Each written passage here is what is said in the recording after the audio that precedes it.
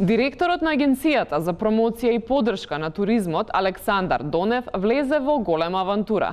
Имено во октомври годинава тој присуствувал на светскиот самит за авантуристички патувања во Аргентина, но неговата авантура не завршува тука.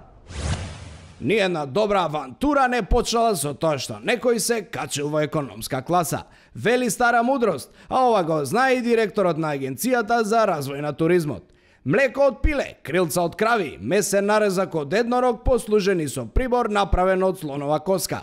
Се тоа е дел од авантурата на директорот Донев. Ова авантура ќе ја запаметат и македонските даночни обврзници затоа што ја платија 220.000 денари. Сепак, во пресврт на настаните, директорот Донев реши да ги врати парите, само да најде законски начин. Ако не најде, авантурата продолжува.